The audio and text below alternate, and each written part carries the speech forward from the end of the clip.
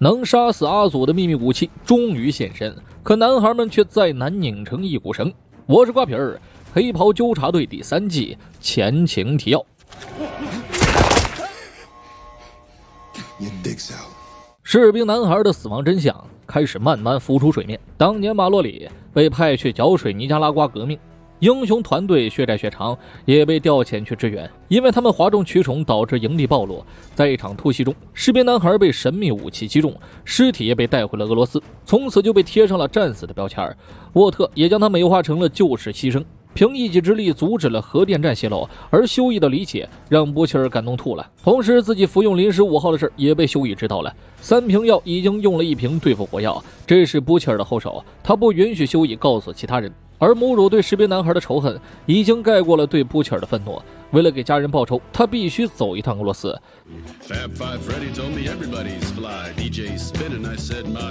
咱就说士兵男孩的水平去参加中国有嘻哈，那高低的整个复活冠军呢。为了能亲自去俄罗斯一探究竟，伯切尔来见了女大佬小妮娜。前任与现任上司的会面，表面和谐却暗地争人。伯切尔直接调动公费，连本带利还清了雪莉的债。挪用公款这事儿，中情局不会计较，美利坚擅长私下印钞啊，一账还清就该聊聊新合作了。伯切尔需要前往俄罗斯的工具以及那个神秘武器所在的具体位置，这一点要求对小妮娜来说并不麻烦。作为回报，男孩们也会替他完成一个任务。小妮娜原本是想让伯切尔抓回雪莉，但屠夫硬是聊出了回旋的余地。离开前，休伊找来了安妮，这么多年的努力，他终于寻找到一个保护安妮的办法。这趟俄罗斯之旅，他一定要找到 BCL 红。当下的局势不允许他失败，阿祖直接把自己当老熟人了。在他眼里，休伊始终是那个任人宰割的小幼畜，是那种当面 NTR 也不敢腹诽的失败者，以至于阿祖说出了自己会和安妮因戏生情的话。他总会和荧幕 CP 激情四射，这也控制不住啊。休伊挺着腰板直视这个宰种，丝毫不惧。安妮也蓄势待发，生怕阿祖一个雷射眼滋死休伊。他做出威胁，一旦休伊或者休伊的朋友出了问题，自己会立刻退出沃特，让阿祖刚刚回来的名气瞬间消失。最终又是安妮保护了休伊。就这样，男孩们今天就乘坐小妮娜的私飞前往俄罗斯，胳膊断了请了1星期的假，这不过分吧？纽曼批了休伊的卧床休息，这是男孩们出道以来第一次这么大手笔行动啊！法兰奇这个老马仔都没有见过小妮娜如此阔绰，想必布切尔又许诺了一个畜生交易。夜里，男孩们就抵达了俄罗斯。当地人对美国7人组充满恶趣味与讽刺，不得不说还是他们慧眼识人呢。祖国人和星光恋情公开，各种鬼畜视频看得休伊咬牙切齿，但看多了之后也就麻了呀。在去寻找 BCL 红之前，他们要替小妮娜完成一个任务，刺杀当地一个控制着经济命脉的资本家。而且小妮娜点名要求西梅子出手，让她伪装成风尘女子接近对方，然后一击毙命。毕竟西梅子是团队里最好的杀手，可自从见识了布切尔如何对待莱恩，西梅子就越来越恶心这个所谓的领导者了。他不想为其卖命，法兰奇也一直劝阻布切尔，奈何屠夫就一个态度，我让你俩干什么，你俩就得干什么。母乳终于受不了他了，成天在自己人面前耀武扬威是为何呀？布切尔索性对他坦白了，他和阿祖的决战迟早会到来，那时2人必死一个才能结束。如此执着于复仇的自己，已经不适合再当团队的顶梁柱。当年之所以选母乳入队，原因是他看中了母乳的凝聚力，倘若哪天自己出了事，母乳也能照顾大家，领导大家。既然有更好的队长人选，那他背上畜生不如的人设也没什么呀。深藏不露的西梅子行动了，法兰奇再怎么担心他，也只能看着西梅子狼入羊口。踩着不熟练的恨天高，西梅子调整着表情进入了别墅，目标是个好色成性的寡头。因为喊来了风尘女子都是走私过来的偷渡者，所以自己怎么糟践都不会有后顾之忧。此人还喜欢玩7人组 play 啊，女孩们也不敢反抗他。但西梅子不一样啊，她看起来弱不禁风，却是当之无愧的收割者。鞋子一脱，眼神马上善转恶，双手却丝毫不影响他猎杀敌人。因为西梅子能闻到他们身上的臭味，只是几息之间，西梅子便干净利落地完成了任务。突然一声枪响，子弹贯穿了西梅子的前额，是受惊的女孩开的枪。好在西梅子自愈能力极强，没有大碍，同时对他们心生怜悯。这不过是一群和自己相同命运却不同结局的可怜人，奈何自己无法开口解释。事成之后，他浑身是血地交了任务，对布切尔的厌恶已经掩盖不住了。留在这唯一的理由就是法兰奇还在。波切尔现在的行为就像是那个胖寡头，为了一己私欲把别人当畜生交易，而法兰奇又是个知恩图报的人。大敌当前，不会放弃任何一个兄弟。但这次他为了西梅子妥协了，为了母主和修义，他会干完最后一票，之后就去西梅子最想去的地方生活，两人再也不用当别人的武器了。小妮娜的差事完成了，接下来就要去实验室寻找 BCL 红。为了防止意外发生，波切尔使用了第二瓶临时5号，不巧被修义逮了个正着。想起白天阿祖威胁自己，还是靠着安妮逃过一劫。修义对力量的渴望就越来越强烈了，他也是想保护在意之人，受够了别人把自己当普希凌辱啊。可波切尔没有同意，临时5号虽然能带来短暂的能量，却会让一个人陷入万丈深渊。他有着跟阿祖开战的理由，修义就没有必要冒险了。波切尔理解修义那种愤怒却又无能为力的感觉，也正是如此，他才不能让兄弟去拼命。男孩们抵达了实验室外围，说是实验室，其实是个军事基地。那硬闯禁区必定犯下5颗星儿，莱斯特都保不了你。波切尔根本不慌，潜入的第一步就是拉闸，拉了半天都没成功，他索性就简单粗暴全部砸碎。男孩们这才趁黑出动，一路顺利进入实验室。当中的一个大保鲜冰箱让男孩们起了疑心，虽然不知道里边是什么，但一定是军事机密。法兰奇则是看到一只仓鼠缩在角落里唯唯诺诺，在母主的翻译下才知道鼠哥叫杰米，看起来人畜无害，但鼠哥可是个超能鼠，是5号化合物的产物。这么一倒腾，鼠哥触发了警报，原本的前行任务被迫无双。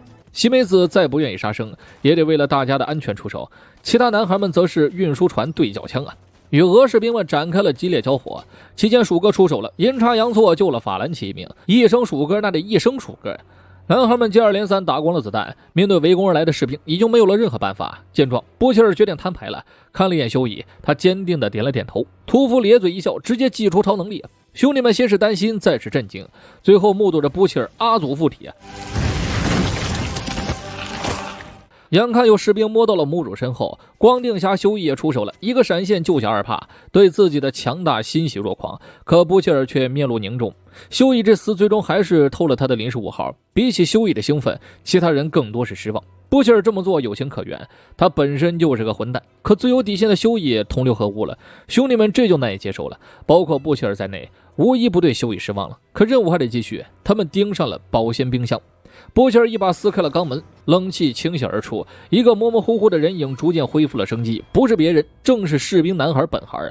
母主见到仇敌的那一刻，浑身止不住的颤抖。士兵男孩的号解封了，可他却变得诡异了起来，一股能量凝聚在胸腔之中。西梅子眼疾手快推开了法兰奇，红光硬生生将西梅子射穿了几道墙之远，随后就没了动静。男孩们没敢阻拦，任由士兵男孩离开了这里。等法兰奇跑到西梅子身边时，才发现他的自愈能力消失了，整个人身受重伤，命悬一线。大家突然明白 BCL 红是什么了，能杀死士兵男孩的武器，实际上就是被改造后的士兵男孩。母主和法兰奇不停地为西梅子止血急救，他昏昏沉沉的状态明显是活不久了，而修义却沉浸在自己的力量当中，什么人性情感早就抛在九霄云外了。修义自甘堕落，西梅子岌岌可危，法兰奇惶惶终日。母主已经无法凝聚这个团队，波切尔害惨了他们。自从阿祖放飞自我，人气飙升之后，访谈节目参加到嘴软，走到哪儿他都在斥责资本主义，斥责那些想要掌控一切的幕后黑手，这也带来了一波抗议的风潮。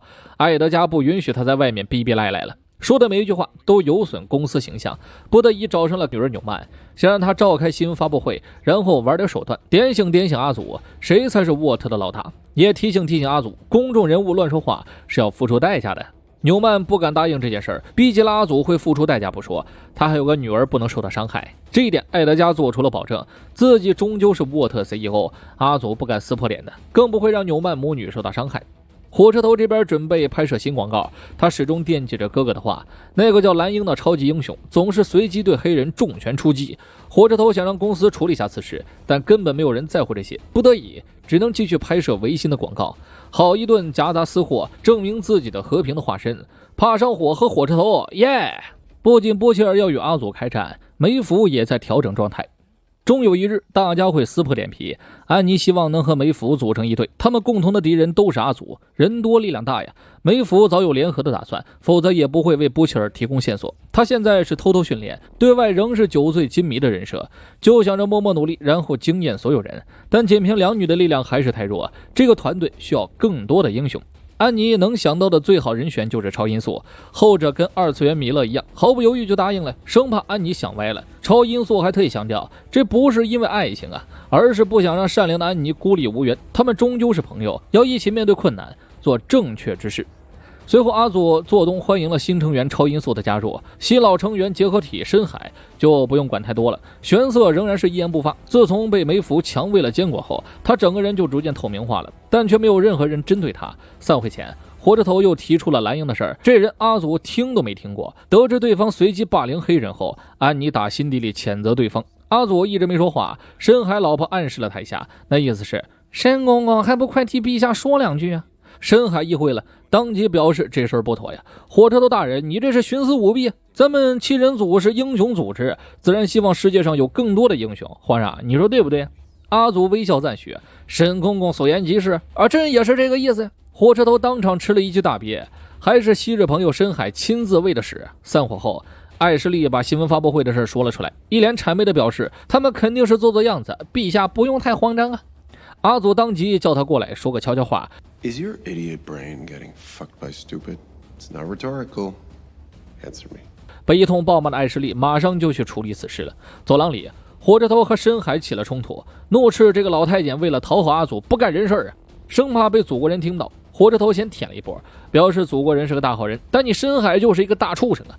两人谁也不服谁，一个去海里找出了黑匣子，拿到了阿祖葬送整架飞机性命的珍贵录像，另一个把风暴是纳粹的秘密告诉了敌人，导致阿祖心爱的女人成了全民公敌。这两坨大便再比谁更黏一点啊？超英动手不动口，直接走廊 solo 啊！火车头一记塞炮干在深海的鱼鳃上，后者一个冲撞给火车头打趴了，技巧不多，但狼狈满分啊！阿祖拉起了深海，拍了拍肩膀表示满意。至于火车头啊，嗨，你就躺着吧。深海得意洋洋的样子，气得火车头脸都黑了。目睹一切的超音速想到了一个办法，既然火车头总是被阿祖欺负，那不妨加入自己，他们可是在想办法对付阿祖呢。气头上的火车头当即点头答应。新闻发布会即将开始，纽曼一直没有勇气公开对抗阿祖，埃德加却安慰他没事，照我说的做，不会有危险的。于是纽曼上台了，反抗组就在电视前看着直播，等着有人来审判阿祖。结果阿祖根本不慌啊，很快大家就知道了原因。纽曼在台上话锋一转，称波特集团有个大家都惹不起的存在，他一直在逼迫我们，操控我们，他就是首席执行官艾德加呀。提供艾德加收受贿赂、敲诈等一系列的证据的人，就是我们的英雄阿祖啊！运筹帷幄的艾德加被信赖之人出卖，脸色难看到了极点。梅福也不解其中缘由啊，肯定是阿祖动了手脚。后者表示，沃特本质上是属于超级英雄的集团，那老大也得是超级英雄，而非是普通人类。言外之意，他阿祖要夺权了呀！众人刚刚燃起的斗志被浇灭了，阿祖身边的红人艾什利自然也上位了。以后沃特要对外公布的事情，每个字都得经过艾什利的审批。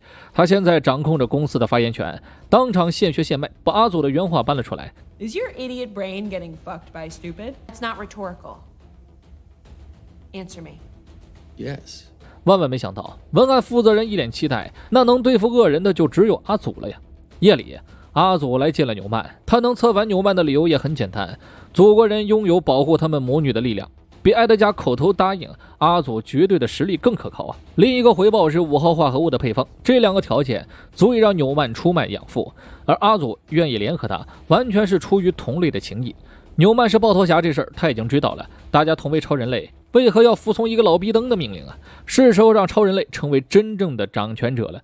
埃德加虽然被曝光了污点，可他的关系背景还在，不至于被抓进监狱，但 CEO 的位置得让让了。他不意外祖国人对他做出的应对，也不责怪纽曼的背叛。从小养到大，埃德加教给他最多的就是见风使舵，临危下石。没想到养女背叛的原因，只是因为阿祖给了他真正的尊重，那东西是最廉价的呀。埃德加终究还是资本想法了，退位这件事他接受了，同时给了阿祖一个劝告：当你成了真正的掌权者时，将不再有人为你擦屁股。自己的权力变大了，意味着责任就变大了。终有一天，你阿祖会被自己玩死的，因为你本质仍是那个集团的试验品。与其让女儿受外人保护，不如拥有自保的能力。这也是纽曼换来5号化合物配方的原因。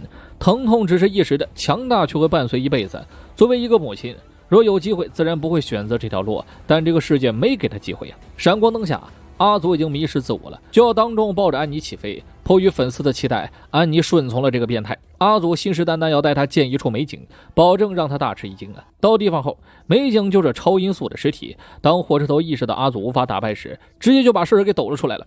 安妮看到超音速的尸体时，极其的愤怒，但这并不妨碍阿祖做出威胁：要是这帮小垃圾再想背地里搞自己，下一个躺的就是修乙，然后还会有下一个。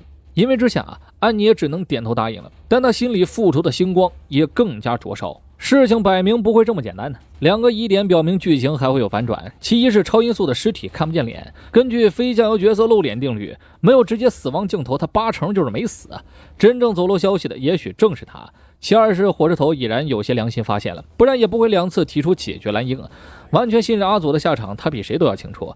之所以这么说，是因为这一季的修乙成长了，不该出现一个比他优秀的情敌，否则心路历程就作废了呀。倒回到第一季的梅芙，他当时的处境就是和安妮一样，不管怎么反抗阿祖，他都有变态的应对办法。别问超音速为什么反水问就是权力和名声。若给他一个选择，安妮和理想2选1，那结局只会是一份前途无量的工作，以及一个死去的前女友我是瓜皮儿，下期见。